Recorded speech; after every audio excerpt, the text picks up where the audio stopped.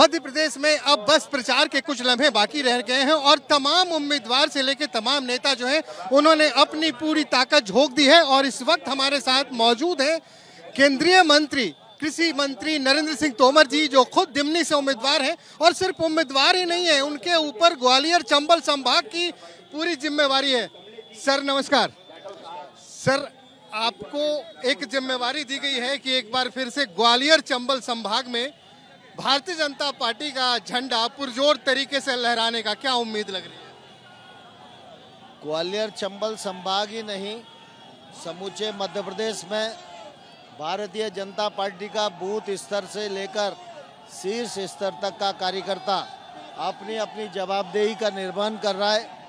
और जिस प्रकार की लहर भारतीय जनता पार्टी के पक्ष में बनी है, उसके आधार पर मैं यह विश्वासपूर्वक कह सकता हूं, ग्वालियर चंबल संभाग में सर्वाधिक सीटें भाजपा जीतेगी और मध्य प्रदेश में भी भाजपा स्पष्ट बहुमत की सरकार बनाएगी। सर, 2018 में मुरैना जिले में 6 की 6 सीटें कांग्रेस के पास आई थी।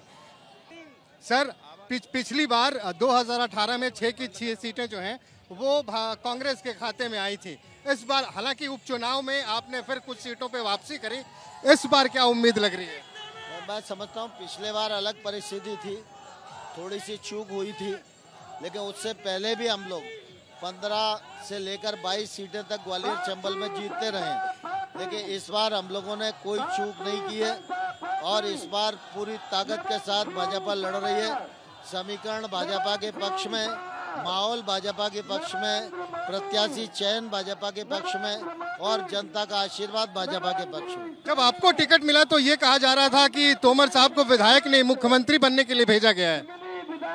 भारतीय जनता पार्टी में मुख्यमंत्री की कोई रेस नहीं है।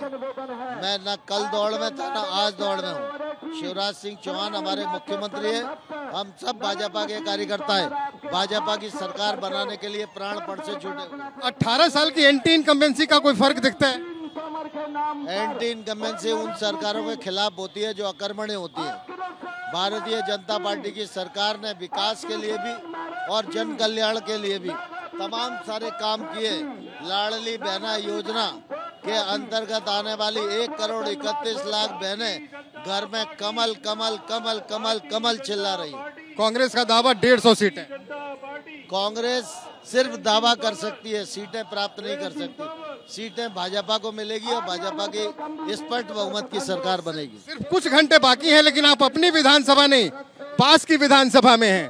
तो क्या माने कि इस बार ग्वालियर चंबल संभाग में नरेंद्र सिंह तोमर झंडा फहराने के लिए बीजेपी का पूरी तरह से प्रतिबद्ध हैं और 34 सीटों में ग्वालियर चंबल संभाग में कितने सीटों पे आपके आने की संभावना है?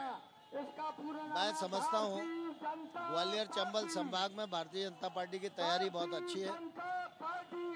हम लोग सभी जगह काम कर रहे हैं, सभी सीटों को जिताने का प्रयास कर रहे हैं और ग्वालियर चंबल में सर्वाधिक सीटें भारतीय जनता पार्टी को प्राप्त होंगी। सर, कुछ साजिशों की भी बात हो रही है। कल आप कह रहे थे कि आपके खिलाफ साजिश की जा रही है। साजिशें चलती रहती है। धन्यवाद सर। तो ये आप देख सकते हैं, ये है केंद्रीय कृषि मंत्री नरेंद्र सिंह तोमर, जो मध्य प्रदेश के दिमनी से खुद उम्मीदवार हैं, लेकिन इस वक्त वो दिमनी के बगल वाले अंबा विधानसभा सीट के उम्मीदवार के लिए प्रचार के लिए। और दूसरी तरफ देख सकते हैं, ये सड़कों पे एक सैलाब है जनता। ये रोड शो चल रहा है अंबा में। अब बस कुछ लम्हे बाकी रह गए हैं प्रचार खत्म होने के, और आप देख सकते हैं कि तमाम पार्टियों ने पूरी तरह से अपनी ताकत को झोंक दिया है। कैमरामैन अजीत गुप्ता के साथ श्रीनिवास, मुरैना।